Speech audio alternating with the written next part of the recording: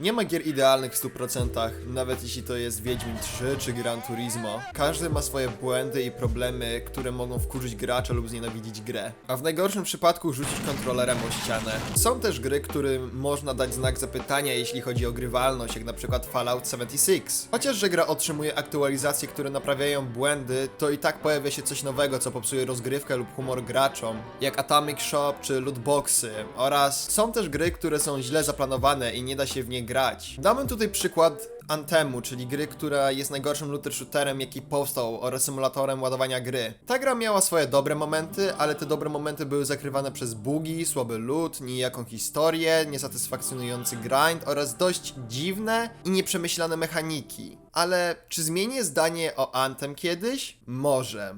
Gdyż Electronic Arts pracuje nad Anthem 2.0, więc wszystko może się zmienić i może też moje zdanie się zmieni. Ale jest gra, która w 95% nie zmieni mojego zdania. Nawet jeśli zostanie wprowadzona ta rzecz, która jest pracowana od 2014 roku i jest ona obiecywana w każdym filmie od tego dewelopera, że już niedługo ta osoba pojawi się w grze. I ciężko jest w to uwierzyć.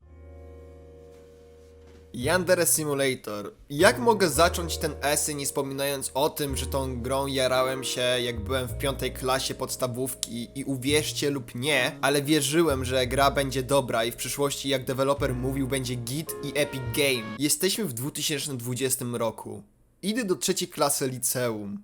Nadal gra nie posiada w pełni zaimplementowanej pierwszej rywalki. Jest model, są niektóre modele rywalek, która tylko jedna ma funkcję storyline, ale reszta to odczucie, że jest to kolejny odkaczony ptaszek na liście do zrobienia lub dodania. Ta gra jest bardzo źle zrobiona. Jest ona pusta. Nie ma ona artystycznego zapału i da się odczuć, że nie jest to prototyp, tylko koncept, który jest napchany niepotrzebnymi rzeczami. Mógłbym się ośmielić, że gra jest zrobiona jedynie w 5%, a nie w 10%. Przejdźmy do analizy tej gry, bo jest co sprawdzać.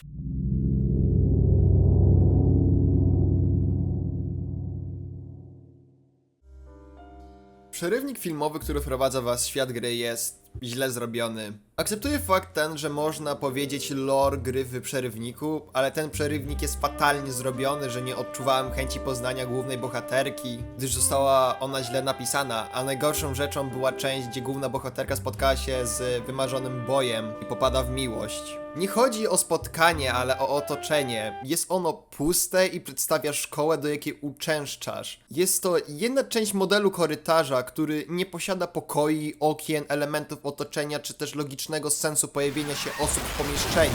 A dalsza część jakimś cudem już ma te pokoje, ale można dalej odczuć, że został tutaj użyty model korytarza, który jest pusty. A nie, są zabite ciała uczniów i nic więcej. Więc co bym zrobił z tym? Dodał logiczny sens pojawienia się osób, konkretny model szkoły ze wszystkimi elementami otoczenia oraz osoby, które by robiły normalną interakcję, budując przy tym żywe otoczenie szkoły.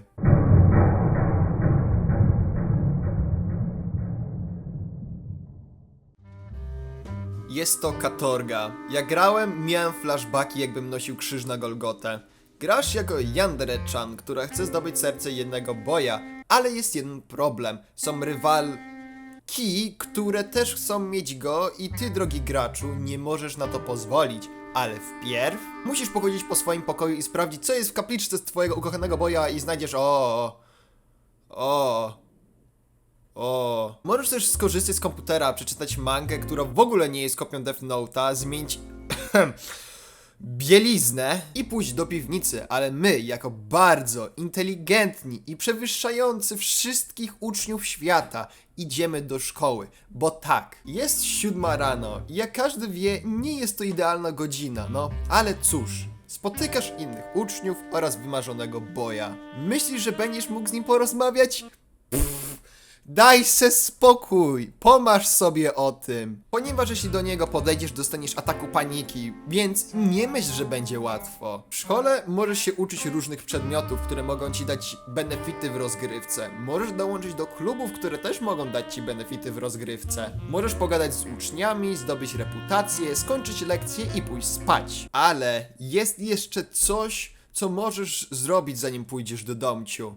Jak pamiętacie, mówiłem o tym, że w grze są osoby, które chcą twojego boja, a ty nie możesz pozwolić na to, żeby one ci zabrały go. Więc co musimy robić?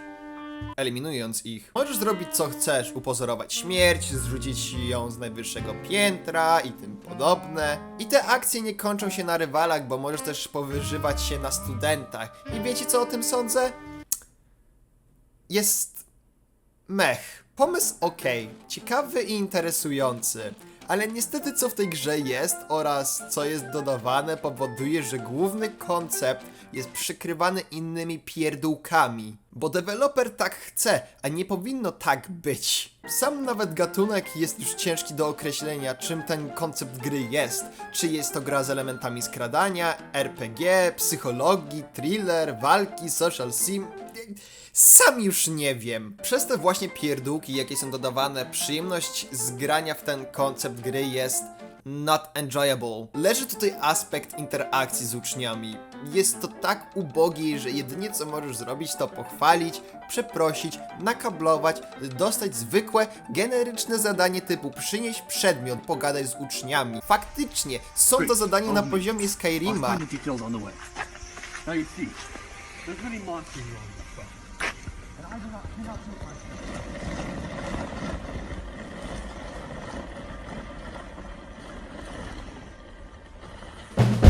Poprosić o przysługę, no i jeszcze zabić. Jeśli zostaniesz złapany, wyrzucony, musisz powtórzyć dany dzień od początku lub wejść w tryb Snap Mode, czyli bezsensowny tryb, który później omówię. Jeśli grasz pierwszy raz, to nazwanie tego Golgotą bym nie nazwał, ani wejściem na Mount Everest. Gracz nie ma bladego pojęcia co robić. A to jest gra z elementami sandboxowymi, gdzie powinno być bardzo dużo aktywności, które są ciekawe, a po prostu wywala się na schodach. Co w ogóle mnie rozbawiło, jak zacząłem grać, to okno z wyzwaniami, które pokazuje metody eliminacji i narzędzia. Czemu to jest tak zrobione? Jeśli to ma tak być, to powinno pokazać kilka metod eliminacji z podpowiedzią, jak to zrobić, a nie z pokazaniem wszystkich eliminacji i pokazać jedynie rysunek. Rozumiem, masz odkryć sposoby eliminacji, ale co ma zrobić nowy gracz i skąd ma wiedzieć, jakie są sposoby, co zrobić oraz skąd się dowie, jak to zrobić? Czy nie lepiej jest zrobić tutorial, gdzie byłaby jedna rywalka jak Kokona i tutorial pokazywałby jedną z 3 losowych metod eliminacji oraz pokazać, co możesz zrobić? Nie za pomocą przycisku, który pokaże ścieżkę na chwilę, nie ściana tekstu, tylko prosta lista na chadzie wystarczy. Może to być nawet pierwszy tydzień, który będzie się skupiał na ulepszaniu swojej postaci i zbieraniu reputacji.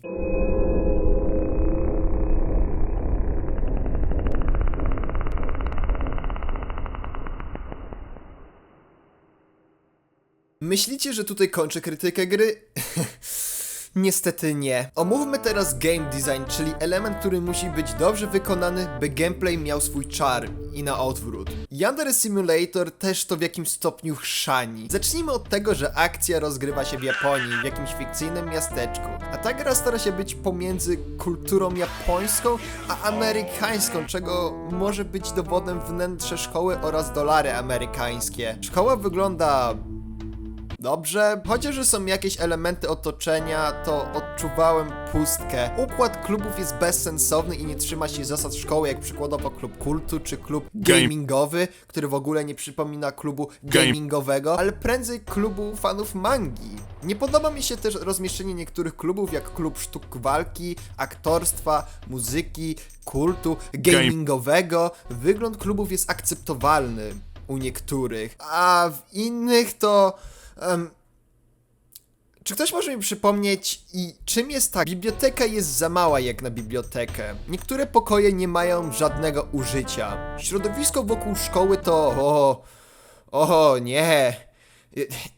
Nie wiem czemu, ale zawsze mnie zastanawiała ta oto trawa. Nie tekstura trawy, która została ukradziona, ale ta przy szkole. To jest po prostu, dam tam trawę i super, zapominając o reszcie terenu. Drzewa wiśniowe, te grube, nie pasują do stylistyki gry i przez to jest załamana perspektywa oraz uświadomienie, że gra jest tania. Poza szkołą można znaleźć ogrody, szatnie, hale sportowe, basen i jeden duży pagórek z drzewem, który wygląda jakby nie pasował do otoczenia. Hala sportowa wygląda dobrze w środku, ale na zewnątrz pokazuje swoją brzydotę. Basen jest ok, ale co nie jest ok, to jest to, że nie możesz wejść do męskiej szatni. Czy to jest otwarty sandbox, czy może ograniczony? Bo jeśli możemy wejść wszędzie, to powinniśmy też wejść do męskiej szatni. Ogrody są dobrze zrobione, niektóre. Oczywiście dodałbym coś jeszcze jak na ogrody, czy poprawiłbym tą rzeczkę, ale jest to w porządku i nie powinno sprawiać problemu. Co nie jest ok, to jest jeden ogród, który wygląda jakby nie pasował ogólnie do samego konceptu artystycznego gry. Obgadajmy teraz postacie, bo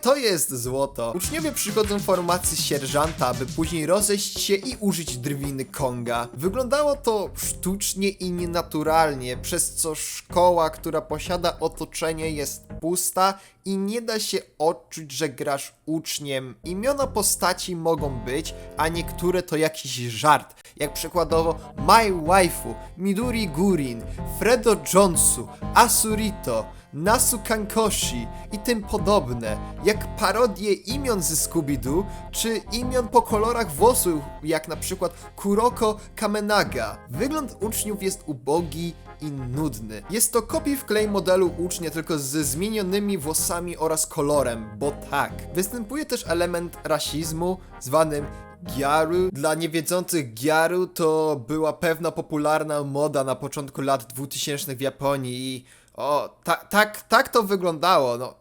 Też co zabawne, uczniowie nie chodzą do wszystkich pomieszczeń, tylko chodzą z drwiną Konga i muszą chodzić niektórzy w grupkach w jednej linii, bo pamiętajcie, to są dodatkowe kamery z zmienionymi włosami. Pogadajmy o rywalach i to, co wcześniej powiedziałem, że uczniowie to złoto, to nie jest złoto, to była tylko czekolada złotej folii. Natomiast rywale to jest jasne złoto. W grze pojawi się 10 rywali, z czego kilka już jest w znaczeniu modeli.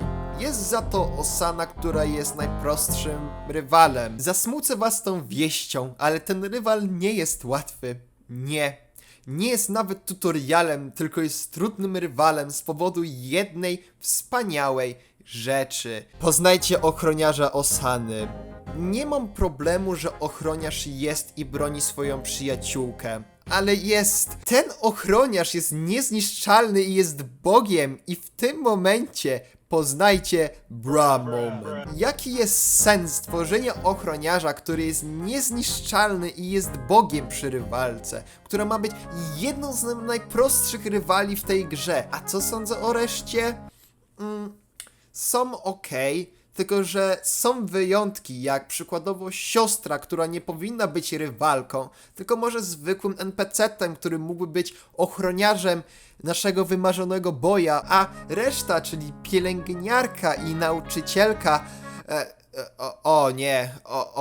Przeczytam wam o nauczycielce, bo to jest już platyna. Powiem wam, że zakochacie się. Mida jest nauczycielką zastępczą, która absolutnie kocha swoją pracę.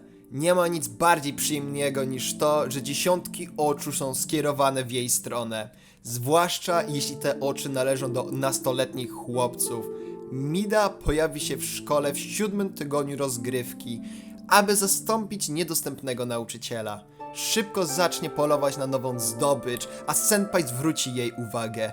Jej hobby to uwodzenie uczniów i jak dotąd żaden mężczyzna nie był w stanie oprzeć się jej urokom. Jeśli zdecyduje, że kogoś chce, nie mają nadziei na ucieczkę. Senpai nie będzie w stanie uciec z jej szponów, chyba że ktoś podejmie drastyczne kroki. Zacznijmy od tego, że relacje między uczniem a pracownikami szkoły nie są okej, a szczególnie bycie predatorem. Oraz przypomniało mi się wcześniej, że Alex skupiał się kiedyś na Kokonie i powstało wtedy pytanie, kiedy grałem, czemu nie jest ona pierwszą rywalką? Alex zanim przedstawił Osanę, napisane, pracował nad Kokoną i nad jej akcjami i spokojnie mogła być ona pierwszym rywalem tutorialem. Grając właśnie w tą grę, zastanawiałem się, czy wszyscy uczniowie są pełnoletni, jak pisze deweloper na początku. Gramy w szkole średniej w Japonii, gdzie wiek w takich szkołach zaczyna się od 15 lat do 18 lat oraz coś mi nie pasowało z ubraniem uczniów oraz wiek pełnoletni w Japonii to 21. Czemu coś takiego mówię? Po pierwsze, że gra szerzy dezinformację, że wszyscy uczniowie mają 18 lat, a po drugie zdjęcia bielizny. Nie żartuję. Jest to druga waluta w tej grze, gdzie możesz kupić u InfoChan rzeczy za zdjęcia bielizny kobiet. Czemu to nie może być coś innego, co byłoby coś za coś na zasadzie zrób zadanie na poziomie Skyrima, a nie rób zdjęcia bielizny, by otrzymać benefity? I nieszczęsny Snap Mode, który nie ma żadnego sensu. Jak powiedziałem w sekcji gameplayu, jeśli zostaniesz złapany, wyrzucony, musisz powtórzyć dany dzień od początku. Lub możesz wejść w tryb Snap Mode, który neguje zasady tej gry. Stajesz się nieśmiertelny, możesz zabić każdego, nawet niezniszczalnego ochroniarza. Ludzie nic z tego nie robią, tylko zachowują się jakby zamarzli i nie wiedzieli co robić. Bierzesz nóż, zabijasz swojego wymarzonego boja i na końcu popełniasz samobójstwo. Genialny tryb oraz fajna rzecz jest w tym, że jak zdobędziesz nóż i będziesz blisko tego swojego wymarzonego boja, to nie musisz nic robić. Możesz iść zrobić herbatę, a bohaterka sama już zrobi robotę. A w tej grze jest mech i ma swoje lata. Można byłoby nad nią popracować i poprawić błędy, które nie powinny być od samego początku. Menu to żart. W menu nie możesz ustawić nic. Żadnych opcji graficznych, audio i tym podobne. Ale w grze możesz zmienić te ustawienia graficzne, więc Bogu dziękować, tylko że one dotyczą jedynie wyglądu gry, która wygląda dobrze na wysokich ustawieniach. Stylistycznie i estetycznie to już co innego. Dodatkowo powiem, że gra ma problem z optymalizacją. Gra chodzi mi czasami w 60 klatkach lub na ebenement poniżej 60 klatek i to bardzo poniżej niż minimalnie. Ta gra powinna mi chodzić bez problemu. Jeśli Dark Souls 3 chodzi mi w stałych 60 FPS-ach, GTA 5 chodzi mi w 60 FPS-ach, może i nawet więcej, a ta gra chodzi mi poniżej 60 klatek na sekundę. Nawet ta gra została zrobiona w Unity, chodzi w 60 klatek na sekundę. Muzyka robi tutaj robotę i bardzo bym chciał użyć tej muzyki w tym materiale, ale ze względu na ostatnie wydarzenia oraz faktu tego, że mój film zostałby zdjęty, to nie będę ryzykował. Oraz małe notki, zanim przejdę do kolejnego podpunktu, który chcę omówić w tym wspaniałym filmie. Nie mam problemu, żeby był merch czy kolaboracje, ale czy to nie jest za wcześnie na to? Kolaby powinny być dopiero wtedy, kiedy gra jest ukończona, a nie jest konceptem. Jest jeszcze tryb Mission Mode. Po cholerę! Skupiamy się na tym, czy może na tym? Oraz dodawanie waloru rozbudowanej historii w tej grze na ten moment jest według mnie złym pomysłem.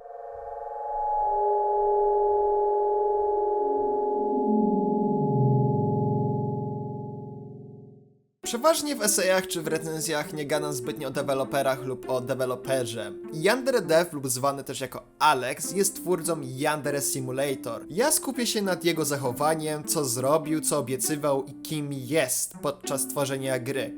Alex dla mnie jest trudną personą do zrozumienia. Na swoich filmach zachowuje się, jakby był zadowolony ze swojej pracy i dzieli się z nami tym, co zrobił, by później powiedzieć, że już niedługo coś nowego się pojawi i jest to big. I to jest duży błąd. Nie chodzi o fakt, jak gada czy co mówi, tylko o wielkie znaczenie zwane hype. Nie zabraniam deweloperom budowaniu hype'u, gdyż wtedy fani gry są podekscytowani, co to może być, jak to będzie wyglądało, będą tworzyli teorie i tym podobne. Tylko że też istnieje zła strona hype'u. Przykładowo popatrzcie na 2019 rok, kiedy był TennoCon oraz Deathstream z Warframe, które gadały o Railjacku, czyli o walce w kosmosie w statkach kosmicznych.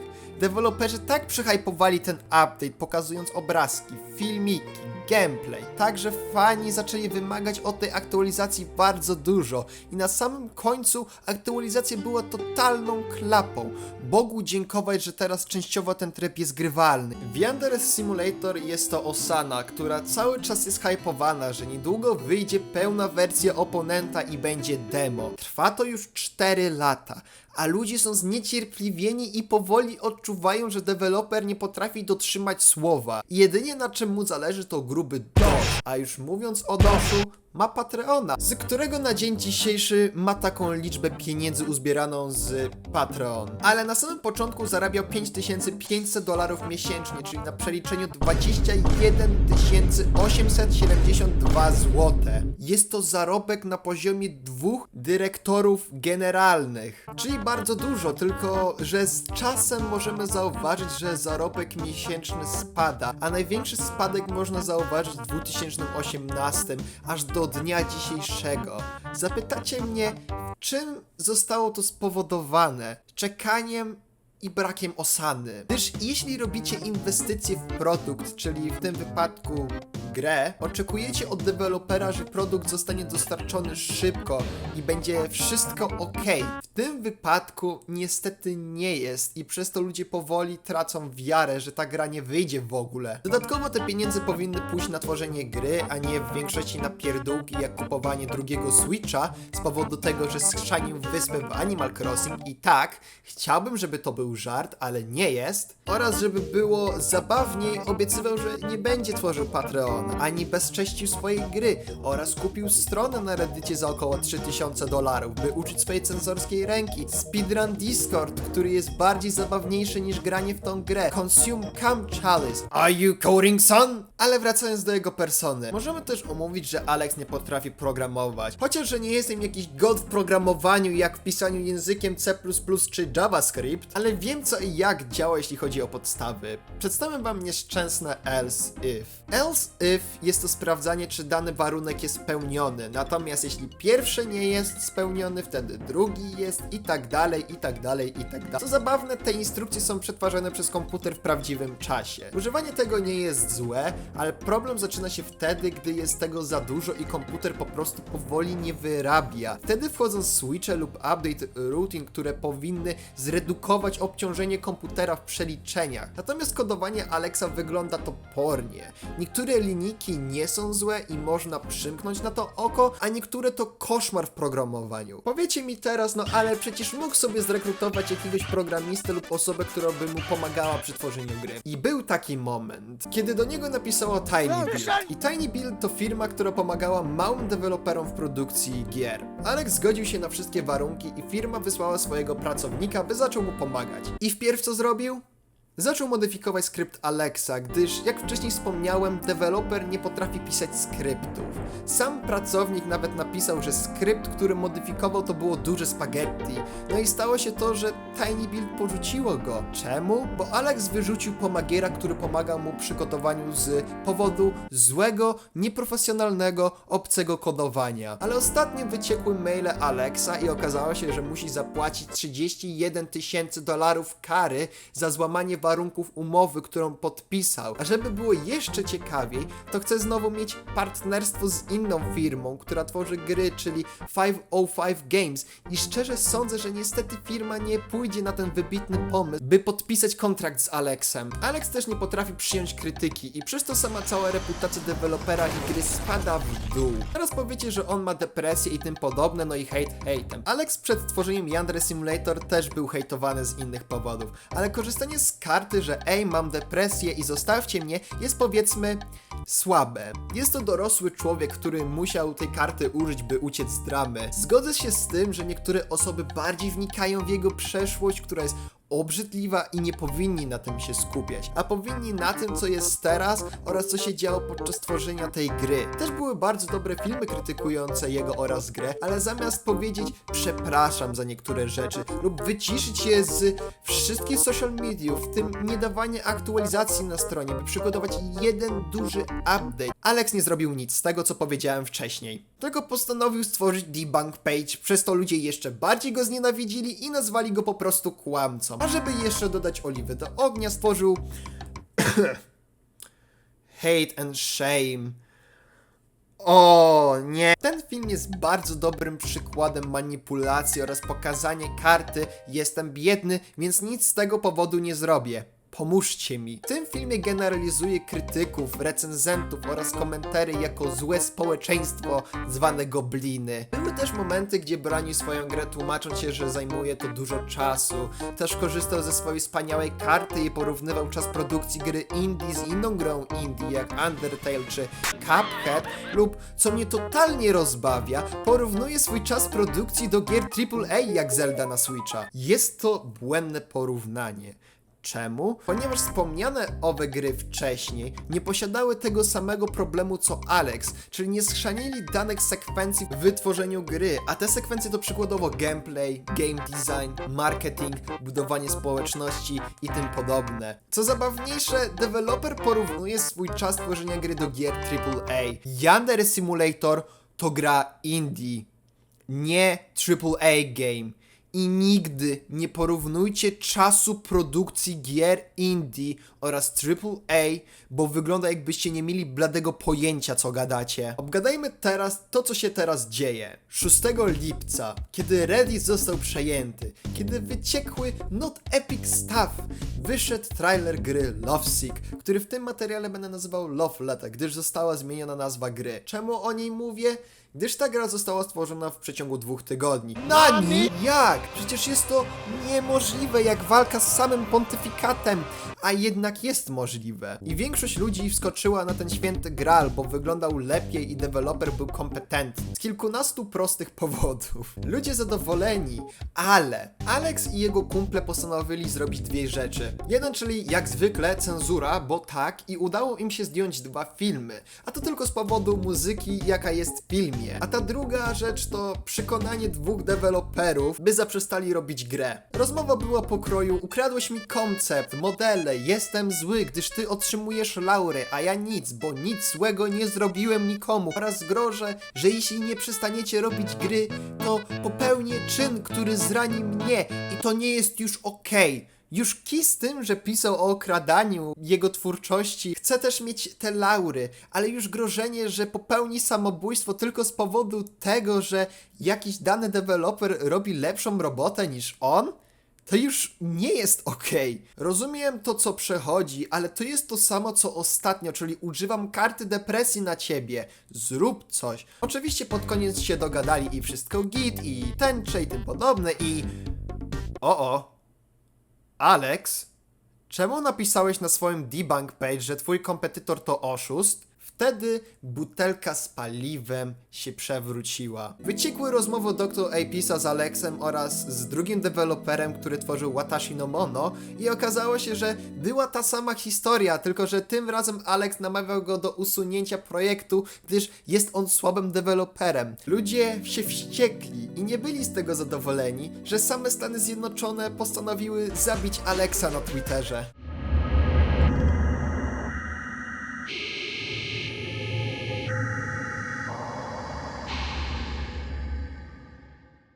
Yandere Simulator to bardzo dobry przykład, jak nie robić gier, a Alex jest wyśmienitym przykładem, czego nie robić podczas tworzenia gry i jak się zachowywać. Gra jest grą, która nie potrafi powiedzieć, co ty masz robić w tej grze, nawet jeśli bardzo dużo jest opcji do zrobienia. Na pewno tą grę trzeba dobrze zbalansować, bo balans w tej grze to jest jak przecięta, cienka nitka, którą próbuje się ją zawiązać, napisać na nowo skrypty, które nie będą jak spaghetti oraz stworzyć unikalny styl artystyczny, który w tej grze jest zagubiony. Czy da się uratować tą grę? Jak zepnie Alex swoje 4 litery? Tak. Natomiast widzę, że ta gra pójdzie w zapomnienie i nikt nie będzie pamiętał o tym tytule, bo powstaje lepszy tytuł, który posiada kompetentnych ludzi i można im zaufać i dać im pieniądze nawet jeśli nie chcą. Natomiast deweloperowi Yandere Simulator mogę powiedzieć tak: wyłącz się z internetu przez jakiś czas, skup się na zrobieniu jednej dużej aktualizacji, która będzie miała osanę i więcej rzeczy do roboty, bo na razie widać, że albo masz to gdzieś, co ci ludzie mówią, albo starasz się robić z siebie ofiarę losu lub dodajesz coś, co później nie aktualizujesz. Fani cię uwielbiają, nawet jeśli to, co zrobiłeś, jest prawdą. Nawet oni ci mówią, zrób przerwę. Odpocznij od wszystkiego i może jest to czas, by znaleźć drugie życie.